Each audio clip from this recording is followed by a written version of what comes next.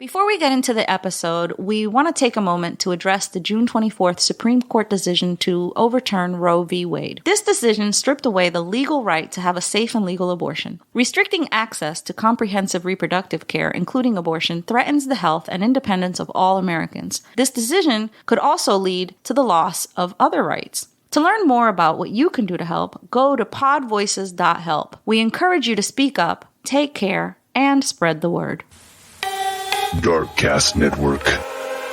The light shines brightest on our indie podcasts. Warning. The following podcast may occasionally contain strong language and material that is not suitable for all ages. If you are easily offended, it is highly advised that you turn back now. However, if you're a degenerate, welcome, brethren. You've found your home.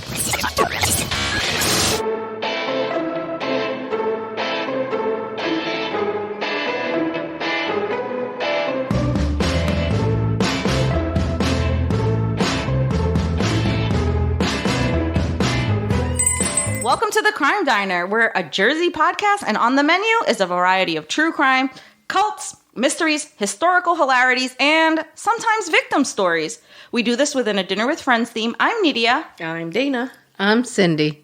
Last week on the Crime Diner, I told you guys about the story of Oliver Sipple, who was outed after he saved President Ford from an assassination attempt, and the tragic events that happened after and the remainder of his life. Talk about a thankless job.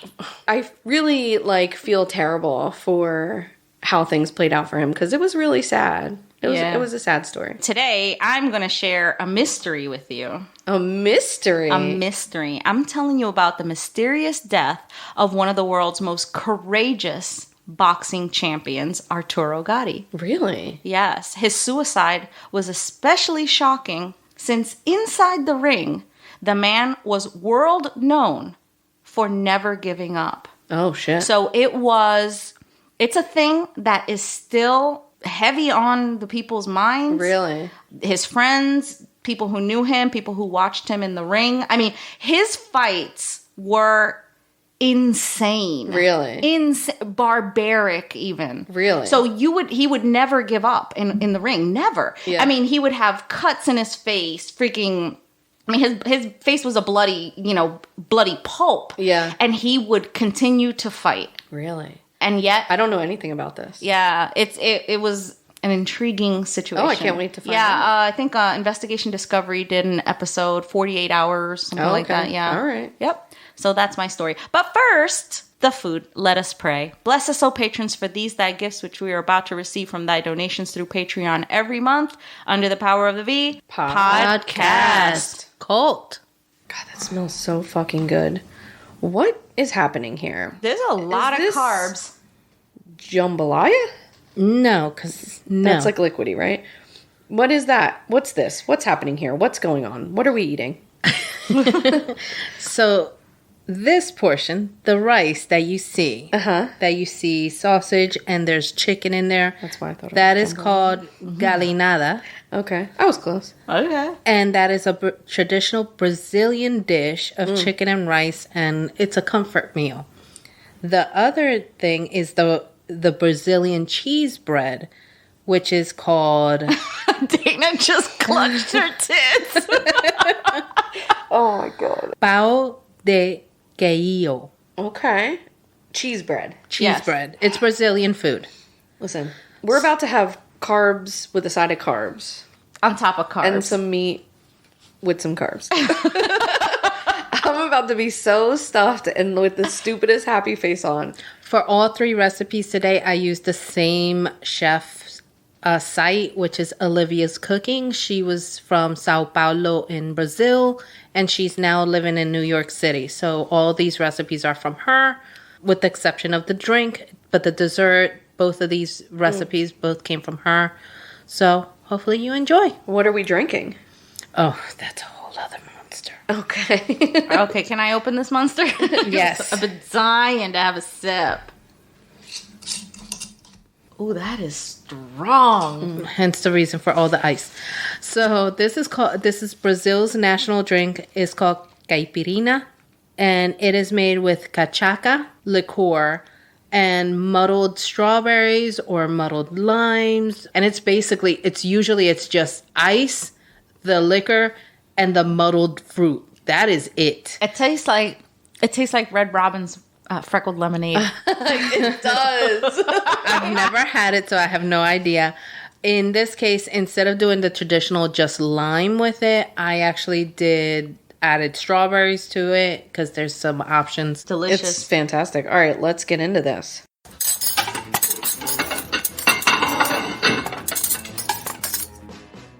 Food. Brazilian food. Brazilian food? Mm-hmm. The rice and sausage and all of the little veggies and whatever. Was there chicken in there too? Yeah. Oh, I loved it. Yeah. Loved it. That was like a delicious paella of rice and meats. A seafoodless paella. Yeah. Oh, yeah. Very good. Yeah, definitely. Yeah. I am into it. Actually, when I was just in Mexico, there was a paella.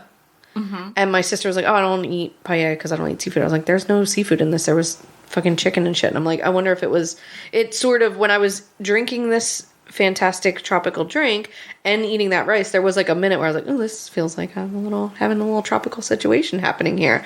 But now that you say that, I'm like, oh my God, you're right. It is just like that paella from Mexico. Delicious. And very flavorful. Oh my God. And the rice was cooked tender and it was just fucking delicious. I will definitely be packing some of that up for lunch. Definitely. Now, the cheese buns. Let's address the elephant in the room. Yeah, let's address the elephant. This bitch showed us a video of her making them last night, and she breaks it open like a tiny little fragile egg, and this cheesy goodness happens, and all of this beautifulness. And it's just like that stringy when you pull cheese apart. And, a little tiny puff of smoke came out. It was still warm from the oven. Oh my God. And that's not what we ate. Now, because I made it last night. Right. And I was hoping they would hold out.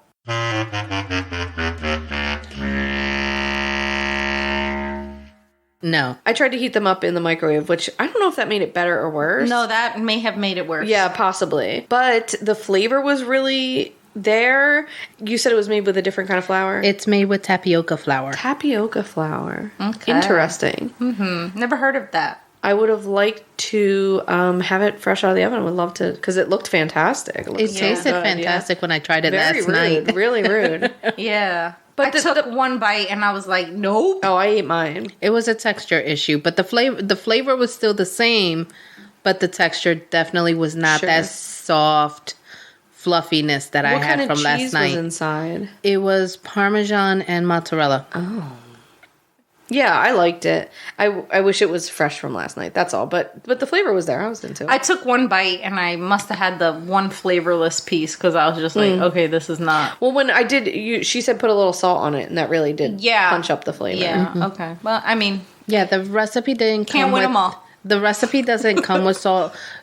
I have some frozen and I'm gonna follow her directions, but I had them last night. It's definitely a thing that has to be eaten fresh out the oven, apparently. Okay. All right. Yep. Sorry, guys. I'm very disappointed because out of everything I was looking forward to that one. Bring them next week and you can throw them in the oven when you get here. I'll do that. We'll try that.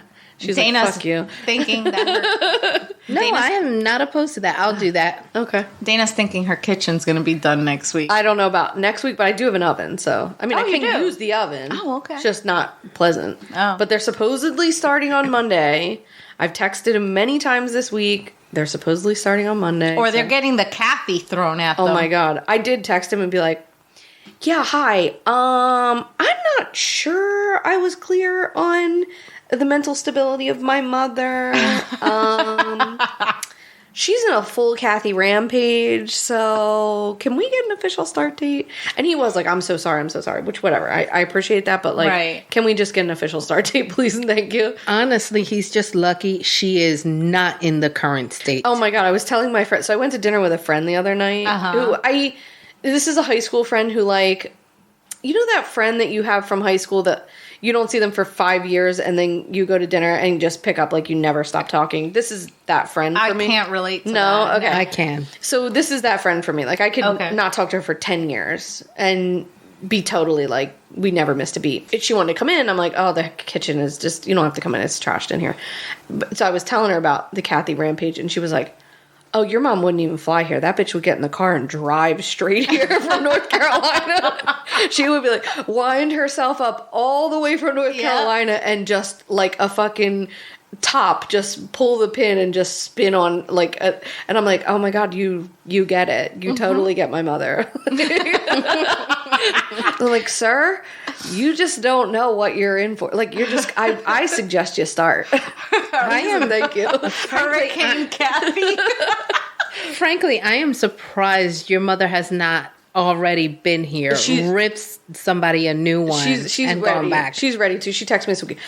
Dane, that's how you know she's here. Dane, I need to know when the start date is, or we need to hire another contractor. Has she seen the damage in the kitchen? Just like pictures. I mean, she hasn't been here. Oh, if she would have been here. Oh Daddy. Oh, my goodness. So I was like, he's starting on the 13th and we're ordering the appliances tonight. And I did. I went and got my appliances. I told him, I said, we're getting the appliances. So, like, they're going to be here on this date. So that's good for you, right? And he's like, yeah, you've been so patient. I really appreciate it. I'm like, okay. So I'm going to text him tomorrow and be like, I'm emptying my kitchen out because you're going to be here Monday, right? I'm just going to keep... Okay, I'll see you tomorrow morning. I'm just going to text him all weekend. I mean, honestly, what's the estimation for it to be done? What his exact words were, I'm starting on the 13th and I'm going to bang it out.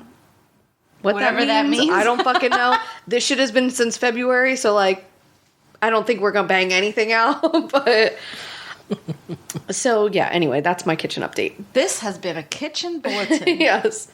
So, yesterday, a very strange thing happened to me. Oh. Someone gave me gummies, okay? Honey, you know not to take gummies from anybody. But she was like, oh, it's Delta 8. And they gave it to me out of, like, a little container that looked like they got it from, like, GNC or something. And so I was under the impression that Delta 8 was, like, a CBD, but, like, a little more than CBD, but not quite THC. Correct. Situation, right? Well, I don't know what the fuck she gave me. Because I came home yesterday early from work, and I had to help my son with something from school, and then it was early. So I was like, you know what? I'm going to eat one of those. I was doing dishes, walking around, I was cooking dinner, and I saw the gummies. They're right there. Let me see them. Oh, I thought they were bears. Oh. So I come in here. I come into my room. I see they were sitting here just like this in a little cup. And I was like, oh, I'm going to eat one of those gummies. And then when I go to bed tonight, I'll sleep really well. Because I'm like, oh, it's like a whatever. So I take the gum, just chomp the gummy down. Go cook my dinner. It's a little pyramid gummy. Yeah, it's a little pyramid. I go cook my dinner. I'm eating dinner, and my mom was texting me about the house, whatever, and I'm, like, writing her this whole long text message, like, right, and then I, like, look up from my phone, and I was like, why am I high? And I was like, fuck, I ate that gummy, and then I was like, why did you do that? Like, I'm like, it's the middle of the week, it's 5 o'clock in the afternoon, it was still fucking daylight out, and I was like, I can't be high right now. My son's in his bedroom, like, playing video games. I fucking jumped up, locked the door, ran into the kitchen, made sure the oven was off, which it was, because, like, that's my other weird, stupid, I'm going to get high and burn the house down situation. Yeah. So, okay, oven's off, and I, like, came in here, fucking put on RuPaul's Drag Race, got in bed, and just, like, hid under the covers, and I was like, I'm way too fucking high. But I wasn't high. So, like, I had heard on a podcast that, like, Delta 8 was, like weed light. It was, like, THC light. Like, it doesn't give you as much anxiety. Now, had I been expecting that, it would have been fine. I just was not expecting to, like, feel high. So then I was like, I'm just going to lay in bed and watch RuPaul's. Totally, like, I had plans I was going to move some furniture last night. Okay. I, like, talked to my son. I was like, he cannot come in here. I was like, way too fucking hot. And I wasn't, like, high, right? I just, like, I was high and high till, like, 1 in the morning. Because I was like, oh, I'm not going to sleep now. Now I'm, like, I'm too high to sleep. I can't sleep now. Yeah. But I wasn't feeling anxious. Initially, I was anxious because it scared me. Right. But once I got in bed and I was, like, comfortable, I was like, oh, this is actually pretty good. I was like, okay, I can... But you stayed up till 1. Well, I stayed up till 1 because I can't sleep like that. I can't... Okay. That doesn't work for me. So then it defeats the purpose. Well, I think maybe, like, I was thinking I'll take it right before bed. Like, if I'm already asleep, then maybe it will help me, like, stay asleep and sleep for, like, a long time. But, like, that would be a thing I would try on the weekend. And, like, if I sleep in, then fine, so be it. But, like, not on a Thursday at 5 o'clock. No, ma'am, that was not part of the plan yesterday. I was like, and it, like, fucking hit me like a ton of bricks. I was like, why am I high? Like, why did that happened? Russ tells this funny story about Natalie, my daughter Natalie, had weed butter, and she made brownies, and like it was just like an overload of weed in the recipe. Everybody's first time. And Russ ate a brownie. I did not partake in the brownie. And I went right to sleep. And Russ partook of this brownie. And sometime around 2 o'clock in the morning, he's like, I'm going to call the ambulance. I'm going to call the ambulance.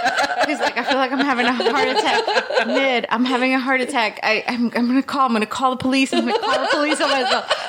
And I was like, I woke up and like my gentle love for him. And I said, shut the fuck up and go back to bed. You're fucking high, you idiot. That my friend was like, that happened with all of my friends at a birthday party. They got way too high on a cookie, which I did not eat. Thank fucking God, because I probably would still be in an institution because everybody got so high. And people were texting. My friend was like texting me, and I called her this morning and was like, oh my God, I accidentally drugged myself last night. And she's like, isn't it so crazy? Because I've eaten edibles before, like little gummies, and not felt anything. That's why I was not anticipating that to happen. Right. She was like, yeah. She's like, I bugged out that first time. She's like, we were in the middle of having sex. In the middle of having sex, and it hit me, and I was like, get off me.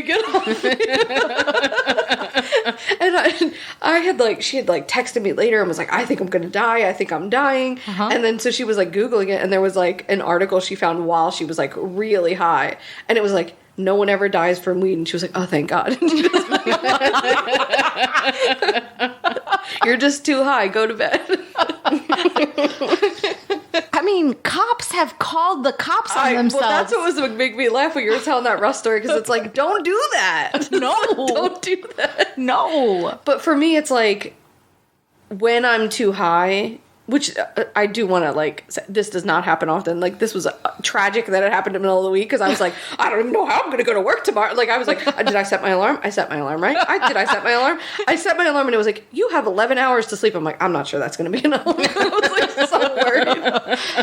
This is you responsible. This is you as a responsible person. It's too much anxiety. At is what 17, you At would 17, not have. Yeah. At 17, I got fired from the only job I've ever been fired from because I overslept, because I stayed up all night doing drugs, and I like fell out of a tree and like strolled into work. You fell out of a tree. Why were you in a tree to begin with? Because it seemed like a good idea. I wanted to see the sunset. I wanted to see the moonlight from a higher vantage point. So I climbed a tree, and then when I started to climb down, I was like, "Oh, it will be fun to just drop." So I was like hanging from a branch that I thought was very close to the ground, and I let go, and it was like whoosh, and I was like, "That's too long."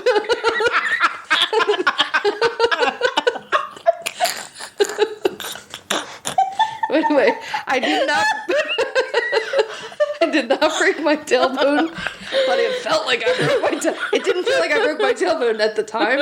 In the morning when I was 4 hours late for work, and I strolled into the Wawa that I worked at, and I was like, I'm here. And they were like, you were supposed to be here at 7. I was like, I was way too high at 7. Like, it's noon. That's the best I can offer. Oh my God. I was like, you know you're fired, right? I was like, that's fair. That's fair. See you guys later. Oh my God. That was the only time I've ever been fired. So you're right. I was bugging that I was going to get fired because I overslept.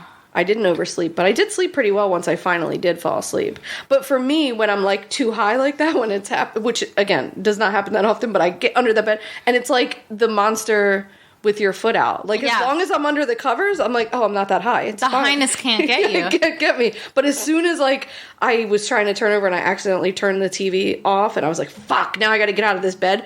And then I couldn't get the TV on. It was playing in the background, but the screen was off, and I was like, what the fuck is happening? This is too much chaos right now.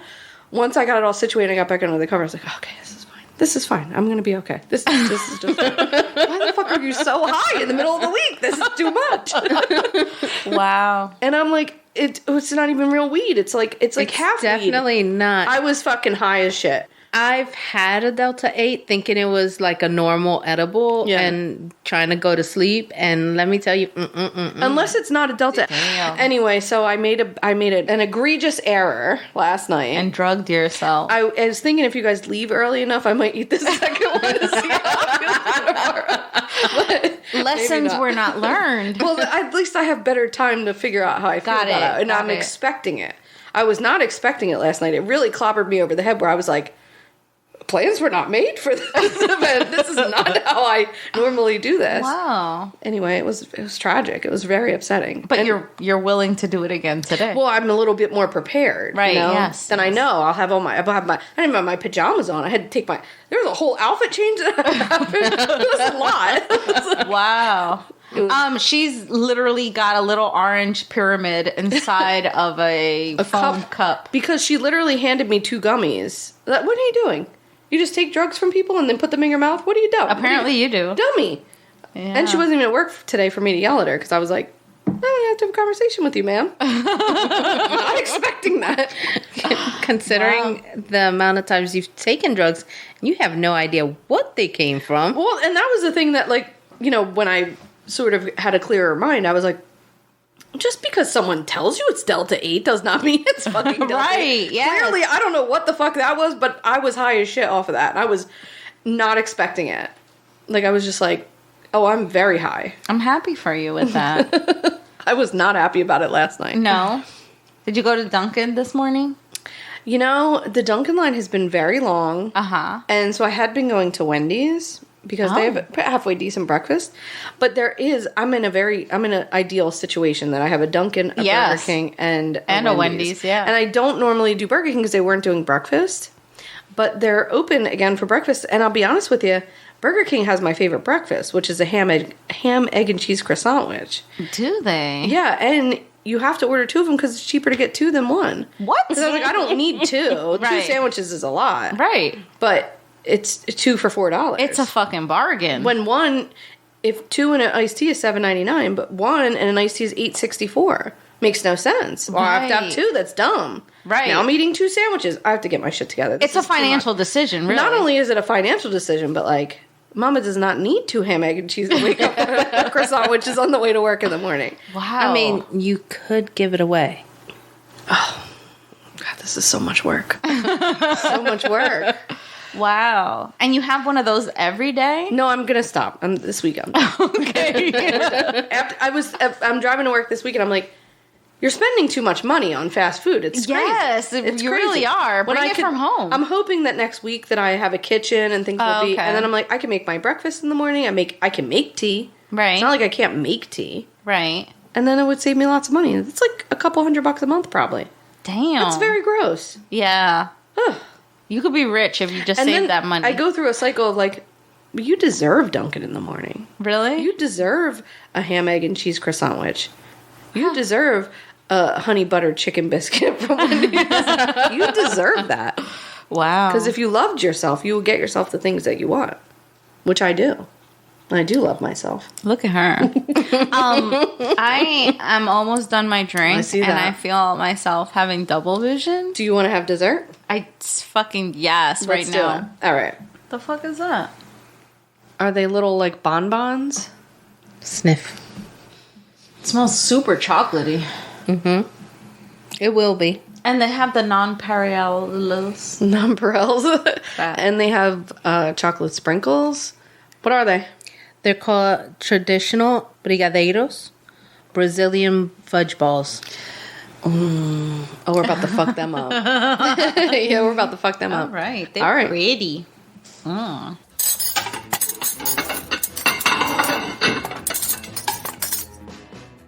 Fudge balls. Fudgy balls. Balls made of fudge. And non-Periolos. Nonpareils. Non-Periolos. Nonpareils. Yeah. And little chocolate sprinkles. Now, I always say this, desserts that are that rich, I mean, it's straight up fudge. it was just straight up fudge, a mouthful of fudge. That is like a great diet dessert because even though it's like, I'm sure it's full of calories and it's like, but it's a little bit will do you. So now, like, in theory, I'm with you, right? Right. Like, I understand caloric intake. Right. I mean, I had 2. You ate 2? I could eat all of those. Really? Very slowly, but in the course of a day, I could eat all of that. Absolutely. Really? They're too rich for me. I'll eat 1 and that's enough. For me, they're like the perfect kind of like, just a little nibble. Just a little nibble. Yes. Just a little tip.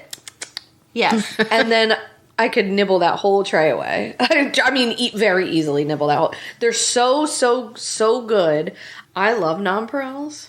I sort of have like this dream in my life that maybe one day I can get to like Scrooge McDuck myself into a big vat of like nonpareils and just like swim in the nonpareils and just like Scrooge McDuck. yeah, like, you know, when he jumps into his pile of money, and like I could like pick them up and just like throw them in the air, and I could like feel them like just like all over me. I fucking love nonpareils. Okay.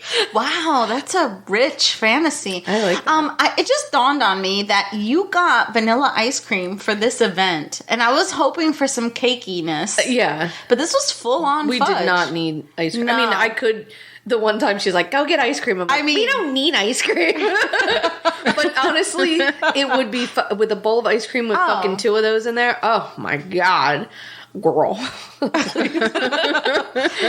Yeah, I had 1, and like I'm good. I'm good. It was very sweet. No, I could eat a bunch. But of I have those. very high blood sugar right now. Your sugar's high. You gotta be careful. Yeah, but I'm good with 1. That's a great diet dessert for me because with 1, all my cravings, my sugar cravings would be done. Yeah, I mean, I definitely feel satisfied by it, but that kind of stuff is not where cake or like density, you know, like a dense cake or some of the things we've had over the last couple of weeks where like they're very filling. Mm-hmm. This does not feel like it would fill me up, which is the problem. Like the sweetness, I get that like, oh, you can only do so much. Yeah. This is the kind of thing for me that there would be no end to it. I would just pick and pick and pick and pick and pick and pick and pick at it. That drink. The drink is, I mean, yes. I finished mine. Mine's very pulpy because you switched with me. I love that. Yeah. No, I really like the pulpiness, and I really liked my drink, and I wish I had another one, but Cindy says no. Dana also says no. I really liked my drink. I liked it a lot. But I'm having to close one eye so that I can see one of you. And that's not going to work for us. But I'm going to tell a story. It's your story. Yeah. That's what I was about to say. Considering it's your story. I'm going to tell a story. All right. And I'm ready for this story. Let's do it. If you're ready for this story.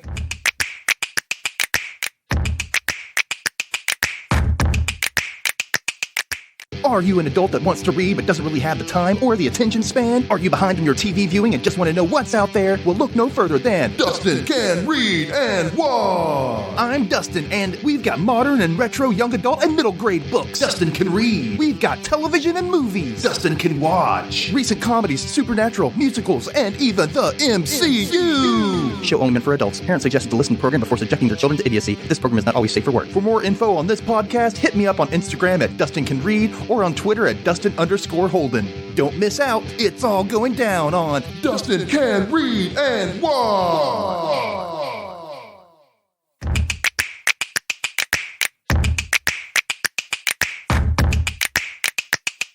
Like I said, I was going to tell you about boxing's most exciting boxer. Okay. I mean, hands down, I think he was one of the most exciting boxers that I've ever watched. Okay. This is Arturo Gatti, like I said, and he was perhaps the most charismatic and entertaining boxer of recent times. Capable of sacrificing himself in the ring and resisting harsh punishment, and above all, without any fear of reaching the ultimate consequences. If he was gonna die, so be it. In the ring, you mean? In the ring. Yeah. Yes. But Arturo Gatti's brutality did not only take place between the ropes. The mystery surrounding his death was ultimately connected to it. Really? Yes. Born in Cassino, Italy, to Giovanni and Ida Gatti, the family moved to Canada when he was just a toddler. His father, Giovanni, was an electrician and a big boxing fan. As a child, Gatti was as problematic as he was skilled at hitting. You know, little loudmouth. Little running around, Yeah. you know, hitting kids and, you know, fighting and stuff. He was an athletic kid who liked to play soccer and hockey. He started going to the boxing ring at age 6, following behind his 11-year-old brother, and eventually took up the sport. Okay. His brother was already, in the ring, and, training and stuff, and so he took it. So by age 8, he was starting to become skilled enough to box in the ring, and he was fast enough where the other kids couldn't keep up with him. Okay.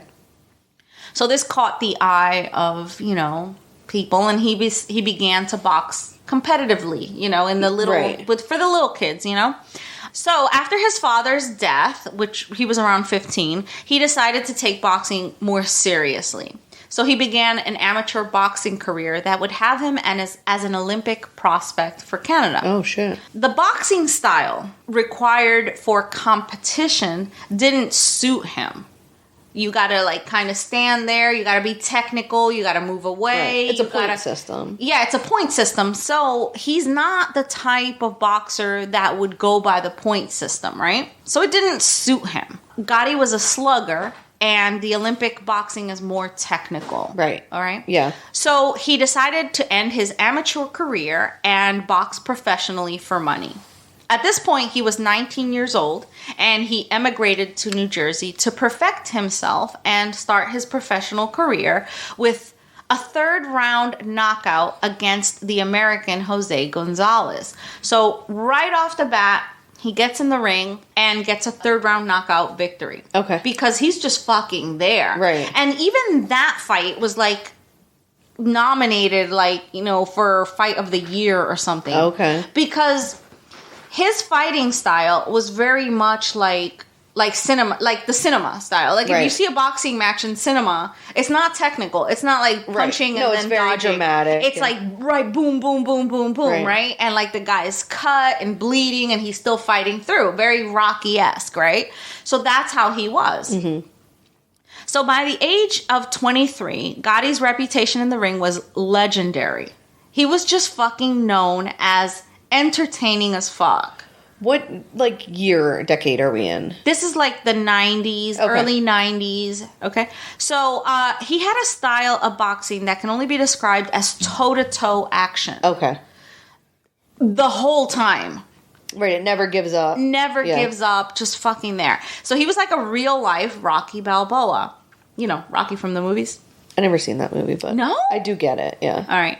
So after defeating Tracy Harris Patterson by unanimous decision in 1995, Gatti took the International Boxing Federation belt, and that defeat allowed him to be known worldwide in the super featherweight category. So he starts in the super featherweight. He's a tiny guy. He's a little guy, yeah. Super featherweight, defeats in the IBF, defeats a champion, takes the belt. Okay. Unanimous decision is where it goes to the points at the end of the fight, and all the judges say, there's usually 3 judges ringside, and their scorecard says that you're the favorite. Winner, right. So in the ring, Gatti put on a performance in which courage always prevailed. He threw accurate curved blows and had a uniquely defensive strategy. It was his brave way of fighting and his sly smile that gave him favor with the public. He fought with no fear, and he never hesitated to measure strength with the best. He was known to not be afraid to fight anyone. Right. Oscar De La Hoya, Floyd Mayweather Jr. were his most renowned rivals. But the most important fight came in 2002 against Mickey Ward. Okay. Now, Mickey Ward is the boxer that the movie The Fighter is based on. Okay. Marky Mark, he did the movie The Fighter. Did you ever watch that movie? No. Okay, so it's based on Mickey Ward's life, right? Okay. Also another slugger. Okay. Dude, this fight was fucking... Mickey Ward is also known as the People's Champ. He's a slugger, okay? Yeah. So, and he's got a lot of similar characteristics as Gatti, right? These two fighters with 8-ounce gloves fucking delighted the world with a trilogy of fights that were even bloodier than The Godfather. Oh, shit. So they had 3 fights. That's how good these fights were. Because they were so dramatic. The first fight, it was like, I mean, if you're not a boxing fan and you want to try out boxing, this is the fucking fight to watch. Okay, yeah. That shit was just... I was alone. I think my ex-husband was away on business, and I I never used to like stay up and watch fights, and I stayed up and watched this fight, and that shit, I was like, what the fuck? It was like boom, boom, boom the entire fucking time. It was so entertaining. Then there were fucking 3 of them, 3 rematches between them, right? The first contest went to Ward by majority vote.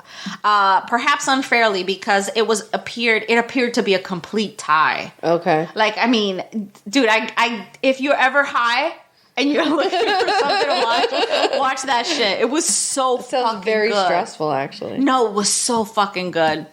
And that fight was the fight of the year. And probably fucking better than the finale of Game of Thrones, honestly. Oh, shit. It was that good. The sequel allowed Gatti to adapt his approach and work on his speed to surpass his opponent with an ample margin. So he won. And the third fight was like right out of a movie. Gatti's right hand was fractured from the 4th round. Oh, shit. Okay? And the injury reduced his performance, but did not prevent him from winning with all the cards in his favor. He was regaled as a warrior for winning this fight with a broken hand. And if it also set in cement the idea that this dude would continue to fight and never give up. Could you imagine there's fucking, what is it? 7 rounds, 9 rounds? I'm confusing baseball and boxing, but there's a fucking whole, he had 50% of the rounds down. Right. And he breaks his hand. He still has fucking half of the fight to go. Sometimes when I watch, like, I used to watch UFC a lot when I was younger. Right. I do find it very interesting to watch. I think it's what a strange like sport, right? Where you're just like, I know UFC and boxing are very different. I just wanted to point that out. No, I get that, but like just the concept of being like, I'm gonna get into this ring and just beat the shit out of this other person. Exactly. It is very like, wow, that's a lot. Yeah. But it is very fascinating to watch. But there is something about these people who will be bleeding and broken and just like sticking it out. And it's impressive to watch. Especially women. Like I hate to be sexist like that, but like you see these beautiful women and they go in there and they fucking break each other's noses and shit. And I'm like, that takes balls. My son used to do jujitsu, and like you would go to these tournaments, they would last all fucking day long. Yeah. And there would be, of course they're split up like, by weight class and then by gender, sometimes not. But you would see these women and they would like have these like tight French braids, like 2 on the sides, and they would get in there and you're just like, oh my God. Like, it was just like, you would get so hyped for them to just like flip the guy upside down and you're just like, yes, bitch, get him. It's just so exciting. It's exciting. Yeah, it's really nice. And like, I didn't grow up in boxing, but like I met my ex-husband when I was 23. So I kind of grew up in boxing. Sure, you know what I mean? I was still a kid. And he was a boxing manager and he did like some promotions and stuff. And we worked with HBO.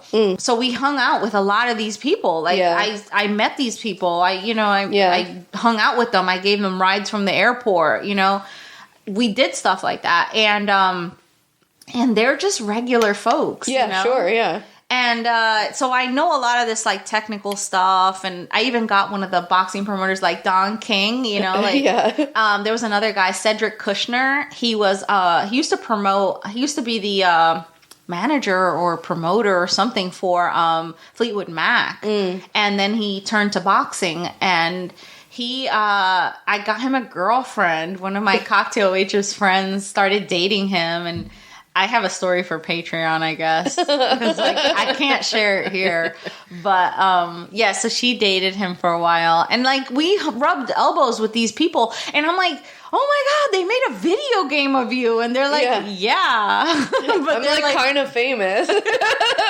Yeah, so it was like a lot of fun. It was like a fun time in my life. And, like we saw these like big time boxers that had fucking $13 million purse, and like their mother would be like stealing sandwiches off of the off of the freaking buffet tables. You can like take the girl out of Jersey, but you can't always take the Jersey out of the girl. And like I'm like, oh my God, this guy is like the headliner of the show. You know what I mean, of the boxing card.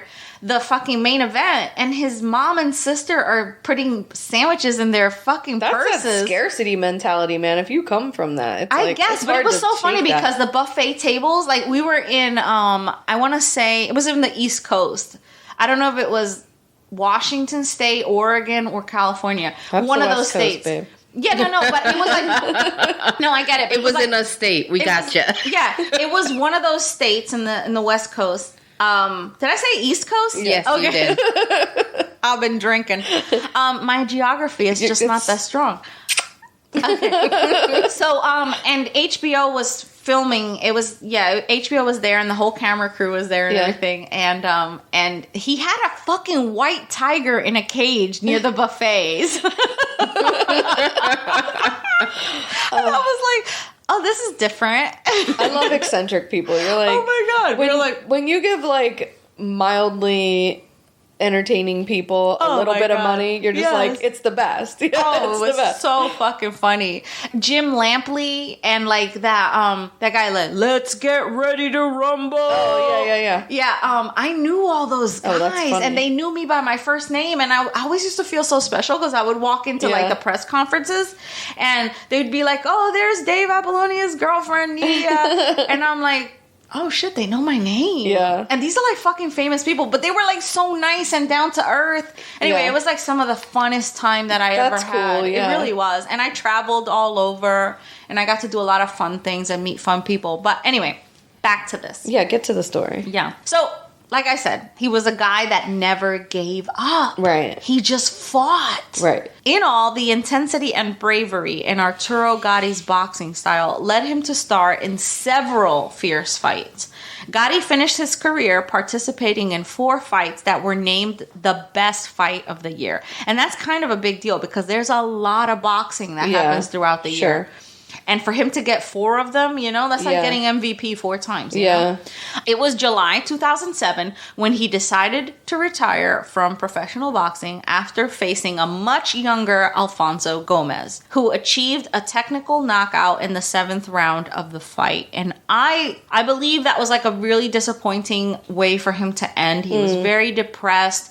His face was very bloody and they called the fight. A TKO is tough, I think, to end it. Yeah, and and he knew he was done. You know what I mean? Like when you're a sports person and like you reach that age where everybody's younger than you and you just can't keep up anymore, that's taking you down a few notches. Well, not only like as far as like not being the best or not being like you do, it's like a TV show, like you want to finish on top. You don't want to finish when you're like the ratings are down, you don't want to finish when a younger person, because there's a lot to like take in with the fact that you're not as good as you were when you were younger. Right. You have to like deal with your mortality and like your fading looks and all of that. There's like so much wrapped up in that like is probably especially very when your difficult whole to deal persona with. is wrapped around something. Yeah, certainly. So it must have been humbling. So at that point, he starts to get into real estate. He starts to invest in real estate. Okay, this is what he's gonna do, right? All right. In that same year, he marries Amanda Rodriguez. And she's a Brazilian who Gatti met in New Jersey. Now, there's some controversy as to how he met her. Some people say that he met her at a strip club, although Gatti and her say, well, he used to say, that he met her while dog walking. But people, and, she's even sued people for saying that she was a stripper. But, I mean, why not? You're an exotic dancer. Who cares? Like, fuck it. Like, own it, But, I mean, apparently she's very concerned about that. So she will sue people if they say that. Okay. So regardless whether she, whatever they met, they met. By 2009, they had a son. The relationship had turned very volatile. Now, Gatti had a daughter with another woman. They had broken up because she said that he was very paranoid and controlling, and there may have been like some alcohol abuse and whatever. Amanda and him they're sluggers, Okay. and they're together. Amanda Rodriguez, had made several reports of domestic violence against him, and Gotti's friends said that she gave as much as she received. There's an incident where she took a broom to his head. She had given him black eyes. Like, she just was not. And he was a fucking champion at one point. I don't mean to laugh. But she was like a tiny little thing. You don't mess with a Jersey girl. No, I don't know what to tell you. So I kind of love that for her, honestly. As a side note, I watched Nydia hit her ex-husband over the head with a broom before. Goodbye. literally watched her, and then he came out the back, was like, "Did you see her hit me with a broom?" I was like, "Absolutely not, Natalie. You want to go out?" Immediately took Natalie with me and let her beat him with the broom. Bye. You're like, night, motherfucker. Anywho, she took out a restraining order against him, but it was canceled due to the couple's reconciliation. Prior to 2009, Gatti had reportedly drawn up a will that left all his $6 million fortune to his daughter from a previous relationship and his family, like his mother, brothers, you know. Okay. During the reconciliation with his wife, Amanda, a new will was drawn up and his prenup was torn up. Uh-oh. He had a prenup with her where, like, if they got divorced, she got nothing. Uh-huh. You know, and during the reconciliation, she had him go to his lawyer, rip that shit up, and tell me, you know, I'll get back with you, but you gotta sign all your shit over to me, right? I mean, but you know, you have his son, you're married. Right. You want... Not all of your shit, though. Like... Yeah, but you have his son, you're his wife. Like, yeah, all of his shit should go to you. Yeah, but he has other kids. Well, yeah, obviously with the other kid, but still. Like, I mean, like, you just split that shit up. I believe the other kid had a trust. Right. You know, so I think it was like separate. But anyway, okay, the new will left everything to Amanda and their son, Arturo Jr., who by this time was 10 months old. Oh, he's just a bambino. A baby. Yeah. So to celebrate the reconciliation, the couple and their young son traveled to Europe for 2 weeks, and then they were expected to head over to Brazil for 1 week. Okay. Now, there's conflicting evidence. Some people say that it was for a wedding. Some people say that it was for a second honeymoon. Some people say that it was for a graduation. Okay. Amanda, in interviews, said that it was for a second honeymoon. Okay. Like a thing, right? So it was during their time in Brazil, Amanda's birthplace, that's why they were there, that Gotti's time here on Earth would end. During the night of July 10th, 2009, the three had dinner and drinks at a pizzeria while vacationing in Porto de Galinhas. Okay. Her, him, and the baby. Yes. Okay. An argument about the baby was drinking, and what? I'm just saying, like, could you imagine the three of them were having drinks? Yeah. He's in his little high chair. Yeah. Drinking beer, just getting drunk out his head. Anywho, an argument about his drinking ensued because Amanda was ready to leave and Gatti wasn't. Okay. So they left screaming. Ugh. The former super lightweight champ pushed his wife onto the sidewalk and she sustained some scratches on her arms and legs. So she got all scratched up. Mm-hmm. Several people tried to come to her defense. A crowd threw sticks and stones. Oh, shit. And tried to break his bones. They threw a bicycle at him. Oh my God. Yeah, they threw a bicycle at him, yeah. Amanda went back to the hotel in a cab while Arturo left with the baby in the stroller. Oh. Yeah. You know how, like, usually, like, couples with a baby will fight and then the man will be like, I'm going to take my son. Yeah, and, like, they take the baby. Try, yeah. And then they take the baby and it, like, becomes a battle. Yeah. And it's just, like, a thing. Uh-huh. My ex-husband tried that. My first ex-husband tried that with Natalie. Yeah. And I was like... He was like, oh, you're not going anywhere with my daughter. And I was like, then take her then. I was like, take her then. And he was like, but wait, Yeah, let me get her diapers. And I was like, be about it then, bitch. And That like, is fucking it hilarious. squashed that whole thing. He was like, no, wait. I should have done that with my ex. Yeah. Because if you fight them, like, you're like, fuck. All right, do it, bro. Take them. See how far that takes you. Here's her diapers. That's so funny. My son's dad and I had that same sort of situation. I was like on my lunch break. I worked at an eye doctor's office. I was there on my lunch break, and he was with the baby, and we were like fighting over my car or something. And I was like, I'm taking my car back to work. And he was like, I need the car. And I was like, no, you're not taking my car. So I was like trying to leave, and he was like famous for throwing my keys into the woods or into the grass, so I couldn't like get away. That's the best. So he had like thrown my keys, and he's like, "You're not taking my son anywhere," because I was like trying to pack the baby up. I don't know where the fuck I was gonna take him. Maybe take him back to work with me, or I don't know. And he's, "You're not taking my son." Blah, blah, blah. Anyway, it ended with both of us getting arrested. Oh shit! No one took the son anywhere. My dad had to come home from work because I hit him over the head with a 20-ounce soda bottle. And he called the police. No, I called the police because I was like, he's trying to kidnap my son. And then I had like hit him over the head with literally a 20-ounce soda bottle. Like it was like a bonk. Yeah, it was like it literally was like boing off his head. And he told the cop, and I got arrested. Oh my god. So did he. We both got arrested. My dad had to leave work and like come get my like infant. So that was fun. Anyway, I should have been like, yeah, take the baby. You should have been. You're not getting the car, but take the baby. Take the baby. Let's see how far you go with this kid when he shits all up his back. Oh my god, that was so dumb. Yeah. Anyway, good times. Good times. Now you know, good times. Yeah. I get the broomstick situation, I guess is my point. Yeah. You know, sometimes relationships get volatile. Oh like my that. god. We're not condoning it. No, by my no means. That's domestic violence. I paid for that for a long time. That fucking arrest. I paid for that for a long time.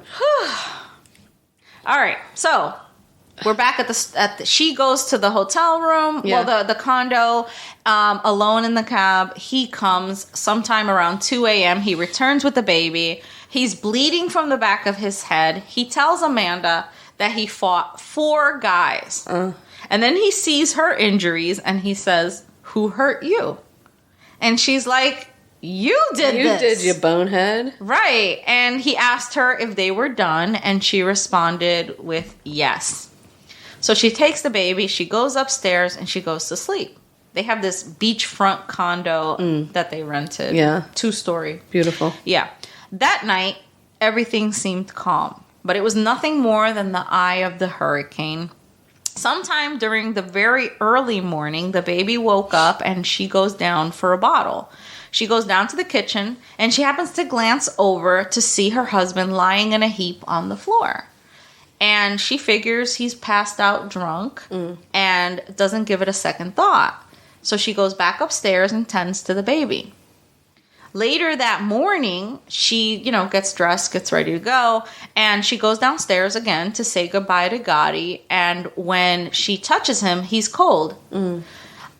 She begins shaking him, and she realizes he's dead. So she begins to scream for help. She goes outside and starts to scream, "My husband's dead, my husband's dead." When the authorities arrive, they find his body lying on the floor by the stair banisters. He's slumped on his side in a pool of blood with marks around his neck, a head wound, and a purse strap with which he would have hung himself. So the weird thing is, though, that he's like kind of like, there's this little bar and he's kind of like under it. Okay. And so the authorities are like, well, how the hell did he end up on his side? And like the banister is not that high. So they're suggesting that he tied the purse around himself? Her purse strap. And hung himself from the banister. Of the stairs? Yeah. And then it broke and he fell? Yeah. Okay. And then just slumped under the bar? Yeah. Interesting. And he's in a puddle of blood. Of yes. And he's in a puddle of blood, but he's slumped over. And they're like, well, how would you not notice the blood if you saw him when you first got up for the bottle? You know what I mean? Yeah. And also, who walks past their husband and be like, oh, he's probably just passed out? I mean, if he's this raging alcoholic or something. That's her defense, that he would always do that.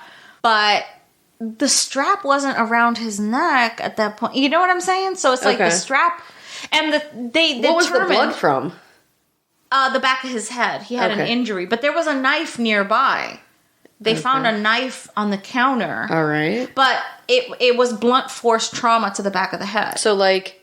But remember, they were throwing bikes and stuff. When the purse fell, maybe he hit his head on the stairwell. There was that could have also been, but they were throwing objects at him. You said it wasn't a balcony type; it was a banister, like going up. So it wasn't that high. I'm like weirdly picturing like a big spiral. Look it up. Look up the pictures. This is him, and look at all that blood. How could she not have noticed? And so she would have had to come down that. She came down these steps. Okay.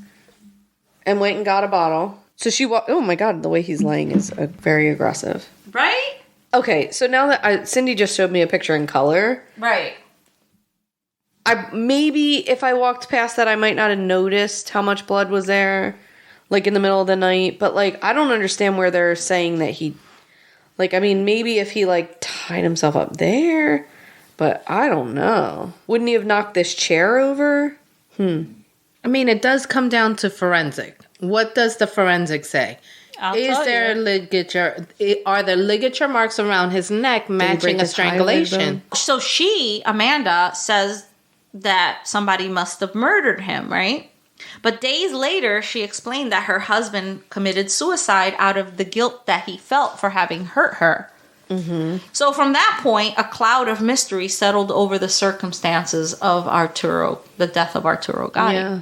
Amanda was almost immediately arrested under the suspicion of murder. Yeah. So all kinds of tests were conducted to see just how it would be possible for somebody to hang themselves the way that he did, because the banister was not that high. Right. Also, would it have held his weight? Are they saying that he died definitely by strangulation? Yes. Wow. Yeah. So, because listen, if she strangled him. Right. You're talking about a small person. Right. Strangling someone who is way stronger than them. Right. Like, I mean, unless he was, like, passed out drunk. And that's what they're saying. Okay. That she planned it that way, knowing that he had a weakness. Yeah. And knowing that he had been attacked prior. Yeah. You know what I mean? He had a head wound. And that would have been the perfect time for her to do it. Yeah. You know what I'm saying? Sure. And if he's already passed out drunk, strangling him wouldn't have been that hard. Yeah, it wouldn't have been that hard. You know, I mean, you see the pictures, the ligature marks are not that deep. Yeah, I mean, you almost can't even see them. Right, and the purse strap is not like a very strong purse strap. Right. You know, I mean, it's a purse strap. But there's also people that say, you know, would have taken so much strength to strangle him, because it's actually really difficult to strangle somebody. Right. But if you hold that tight long enough, and the person's already passed out. Yeah, right. That's the thing. It only takes a few seconds, especially if he was not to kill him, but like for him to pass out and not fight anymore. Right. You know, after it takes a lot longer to like really make that happen. But like, right. But once he's passed out, and if he was passed out drunk to begin with. Right. And at the end, I will show you some pictures, and then I'll feel you out for opinions, okay? After 18 days in prison, Rodriguez was released from guilt and charge, for which she left prison laughing. No. Yes. You need a PR team. Yeah, her sister comes and gets her out, and she addresses the cheering crowd with like this sly ass, slick ass fucking smile. And she had mentioned to you know, because I'm sure Gotti was like very verbally abusive, and like in one instance, in the presence of one of Gotti's friends, another female, Amanda's like, I'll show him who's a bitch, I'll show him who's bad. And she was like, I'm gonna fucking kill him. You know? And like, you only gotta say that once. Yeah. You know? I mean, how many times have we all said that shit, though? Mean, like literally on a daily basis. Yeah. I'll kill you, motherfucker. Yeah. Right. So so she said it and somebody followed. And it doesn't help that 3 weeks prior they had just changed the will. Right. That's a problem. So, I mean, that's a problem. Yeah. You sit on that shit for a year. At least. Yeah. But, I mean, if you were going to off somebody, that would be the perfect way to do it. I mean, not really. It looks mad suspicious. She's out. Okay, go ahead. And it's 11 years later. Fuck. Wait, is it 11 years 21 years later. What year was it? It was in 2009. Oh, okay. How many years is it? 11 years, yeah. 13 years. All right. So, 2009, right? Yeah. Math. Yes. 13 years. Math. All right. So, anyway, the case was declared a suicide. They let her out, and they were like, all right, he must have died by suicide because, like, they could not prove it. Right. And that's what counts, right? Yeah. I mean, I don't know about the Brazilian justice system, but, like... Well, many believe that it was a botched police investigation. Yeah. They missed conducting tests on the blood found throughout the apartment. You know? Uh-huh. And they never determined whether the boxer had been consuming drugs or alcohol that night because that could have led to tox his... report? I guess not. Damn. And because Amanda was so petite and he was such a brutal fighter... They couldn't prove that she had killed him beyond a shadow of a doubt. Because they were like, certainly he would have fought back. Right. A toxicology report would have cleared a lot up there. Because you could say, okay, his blood alcohol level was so much that he wouldn't have been able to fight. Right. Or, you know, at least, like, had a better idea of where he was at. Right. You know, physically. Right. Also, like, was the purse strap tested for, I don't know... You know, her skin tissue. Right. Which, of course, would be on there. It's her purse. On there, right. It's her purse. But, like, then you could maybe check her hands. Does she have marks on her hands where she, like, forcefully, you know, tightened the thing? But here's my theory. Here's my theory. She hated that fucker.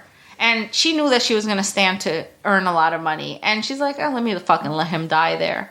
Maybe he'll choke on his own vomit or something. You know what I'm saying? What do you mean? Like, maybe she thought, like, he had passed out drunk, and, like, she's like, well, fuck him. I'm not going to help him. Maybe he'll choke on his vomit. Yes, of course. Like, you know? Especially if you're, like, mad at your drunk husband. Like, I could see you just leaving him on the floor. Right. But that's not what he died of. No. But I'm just saying, like, you know, people are like, oh, you know, you saw him passed out there. You didn't call the police. No, blah, that's blah, blah. not alarming to me.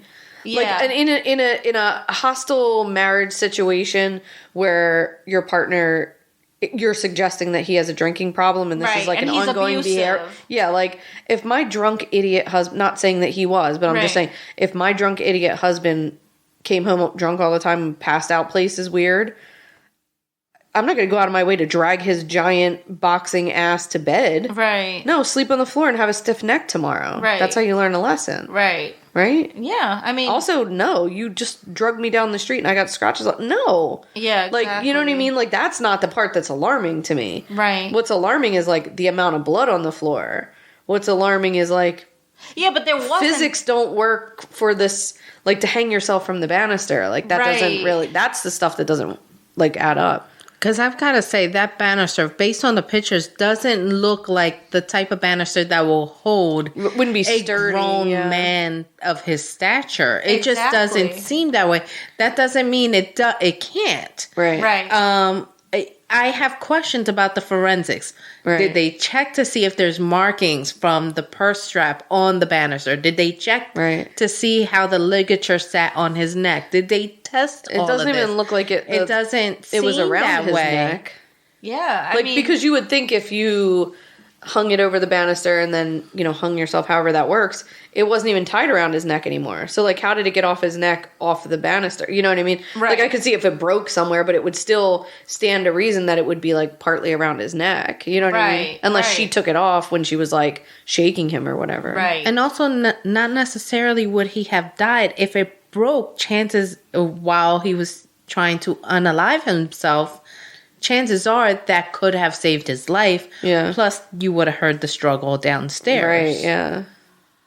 Yeah, I don't know. I mean, it's a very mysterious thing because if you've ever watched one of his fights, I mean, he fought with a fucking broken hand. You know what I'm saying? So, like, when you think of somebody that's that ballsy and, like, that gutsy and that, you know, courageous in a ring, you wouldn't think that they would end their own life in such a I don't know. I mean, yeah, it's hard to say because, like, if someone is, like, you know, in such a depressive state, like, who's to say, like, what pushes you over that? Especially if you're on, like pills. Yeah, your marriage is falling apart. You're going to lose your kids. And you you just retired in a way everything is falling apart. Everything is falling apart. It seems like it's falling apart. Right. So that's tough to, like... Yeah. I do get what you're saying, though, as far as, like, this is a fighter. But, like, the ring is different than outside your life, you know? The people that knew him that are like, oh, she definitely killed him. Yeah. She was a gold digger, you know, this, that, and the other. Yeah. And then there's the people that say, nah, he was depressed for a long time. Yeah. If, you know, he came to one of his friend's house and asked him for his gun. And he was like, I'm going to kill myself. And the guy lied to him. That's a big deal. Yeah, so... You know, he was depressed for a while. Plus, like, you know, you hear about all these, like, head injuries, football players and wrestlers and stuff like that. You know? Right. That, like... He took a lot of hits to his head. Right. That one wrestler that killed his wife and son. Chris Benoit? Yeah, Chris Benoit. That's, like, a good example of that. Like, those traumatic brain injuries where they really... it, like, changes the dynamic of your personality. Yeah. I mean, I know people who have, like, a mild car accident that, like, barely have a head injury. You know, physically it doesn't seem like they have any, and it, like, totally changes the personality. Or, like, they, like, I mean, I don't know how rare or extreme it is, but, like, they all of a sudden know how to play the piano. Like, these weird things that, like, your brain is so... complex. Soft tissue. Like, it's very easily changed. So it's like, there's a lot here. Yeah. This is interesting. So Amanda, you know, she eventually was awarded the will, you know, because his family, like, stepped up and contested it. Of course. But they couldn't produce an old will. Oof. So she ended up getting the money and moved to Montreal near his family. His family was from Montreal. Yeah. They were like, that's ballsy. Yeah. You were a Jersey girl. Yeah. So she moved to Montreal and she bought a boutique. Okay. And, you know, she's raising her son, which looks just like Arturo Gatti. Yeah. That baby boy. But now the mother of Arturo Gatti's daughter is suing for wrongful death, wrongful death, because I guess, like, it was messing with their money. See, that's the way, like, these cases sort of shake out, right? They can't prove it, right, with the forensic, like OJ or whatever. Yeah, like, you know, you can't prove it for whatever reason, or your lawyers, you can't or whatever. sue criminally, but you can sue civilly, right? And, like, that is sort of how some of that stuff comes out in the wash, if there's enough evidence there. Yeah, so, I mean, that's the last thing I heard. That's very difficult, though, if they didn't, you know, and I'm sure that, like, they're smarter people than me, but, like, it's probably going to still be really difficult to prove if they don't have a toxicology report or if they don't have, like, a good autopsy or whatever. Yeah.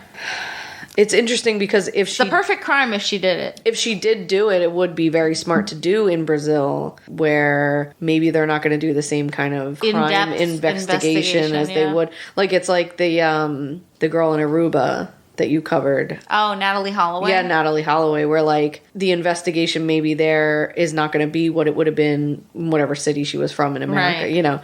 The police departments are underfunded and stuff. So, I mean, you know, it stands to reason. The access to doing forensic, like, DNA testing or whatever. Right. Some of those places I would stand to reason would operate like we did in the 80s and 70s. You know what I mean? Where, like, some departments don't communicate with other departments because, you corruption or whatever. Yeah, you know, like, so I mean, just trying to do... We're the ones that figure this out. Now, when you add $6 million into it, you would think that you can, like, be like, well, I'm going to outsource this, you know. Well, his friends, actually, I think his management team and stuff, like, they did a private investigation that found that there was no way that he ended his life by suicide. They thought that this was absolutely a murder. Yeah. Because of the way his body landed, you know what I mean? Yeah, the way his body looks. Yes. They were like, there's no way that he could have, that the banister could have held his weight, that the purse strap could have held his weight. You know what I mean? Like, there was just a lot of things, but... What a weird thing to choose, too. Like, in a drunken stupor. Right. To be like, I'm purse going to strap. take this purse strap and hang myself from the banister. Like, Right? from in a 2-story, like, beachfront property, like, you would think that there would be, like, better places outside to do it. You know, like, Right. if there was a balcony outside, like, that would even seem more sturdy than the way that banister looks. Because it looks like sort of an 80s, like, step thing. I don't know. It's a couple of steps up. Yeah. Like, I mean, he'd have to go literally- all the way from the top of it, and like, how do you even jump over the? Like, it just That's doesn't. the thing. Yeah, like, it doesn't make any sense. And the bar stool, which they think he was standing on, was facing the other way. Still So how tucked is in, he yeah, right? It just doesn't. Unless make someone any sense. picked it up, like, so that would be, you know, if she came over and saw that he was slumped there, and then like picked up the chair and like moved Right. things around, then like, you know. Because you do sort of, like, put yourself into that position. Okay, you find your husband on the ground, you try to wake him up, and he's cold, and you, like, of course you're going to turn him over, you're going to shake him, Right. you're going to move, you're going to touch him. You know, do you pick up the chair? Do you move, like, other things in the room? Like, how does that work, you know? I don't know. Like, put yourself in that position. Yeah. I mean, thank God I've never been in that position. I mean, but still, obviously, yeah. Yeah. So she just, nothing. She just lives in She's Canada, yeah. raising their kid. Yep. Wow. She has a boutique in Canada. What do you mean a boutique? Like a clothing Like store? a little, I guess, a clothing store. Yeah. Yep. Interesting. Yep. Yep. And that's my story. Wow. I would love to hear people's opinions because when that first happened, I was like, oh, yeah, she did it. Yeah. And I was like, Do you still feel that way? I don't know, man. I don't know. What is the consensus in the world? Like, what do people believe? You got a lot of split. You got people thinking that she did it. I mean, it would have been perfect. Yeah. He's passed out. He's drunk. Yeah. He just fucking hurt you. Yeah. You're fucking done with him. I don't know, man. You already got the will. Yeah. That's the part that's like, that don't look good. 3 weeks earlier. Right. I mean, I don't know. Wow. That's sad. Yeah. It was a That's sad sad for thing his because kids, yeah. But it's sad because he was fucking loved. Like he was such a good boxer. He was just fucking entertaining and amazing and you know. So wow. Yeah. So that's it for us. We'll see you next week. And in the meantime, you can subscribe so you don't miss an episode. I think that's a great idea. You really should. Write a review. Share this story with somebody else or this podcast Please or and thank you. Any other story. Dana's done a few stories herself. Once or twice. Yeah. We have about 140 episodes now. Yeah. There's a lot of them there for you. If you want to connect with us further, we are on all of the socials. We have upgraded our podcast situation. Oh, have we? If you want to buy merch. Oh, there's merch. There is merch. On all of our socials, you can find a link to our Linktree, which will take you right over to where you can buy T-shirts. Yeah. Little things to drink your drinks out of. What are they called? Tumblers? I don't know. Little things that to Cups? drink your drinks out A cup, a liquid holder to dispense a drink for your Dana's beverage from another needs. planet. What is this thing you drink a liquid from? You know, hoodies, T-shirts, whatever you want. Tote bags. What you want? We got it. We got shit for you to buy. Dana just opened up her trench coat. My big old trench coat. I got watches. Let me get my trunk open. I'm just saying, it's the moment you hit the link tree, there's actually a drop down arrow, and you can actually see our merch right from our link tree. Yes, Cindy set us up. This is a high tech operation here. Yeah. I mean, we're now part of a network. Oh, we're a part of a network. We should tell you that. Yeah. Yes, Darkcast. You're hearing the little intro. That's exciting for us. Darkcast, yes. Yeah. So check out our merch and buy some things, buy all the things so we can quit our jobs. We'll check you out next week. And remember, do not get taken to that second location. Be good or be good at hiding a body. Cheers. Cheers. Are you okay? Jesus Christ. You're so fucking loud. You're disgusting and I hate you both.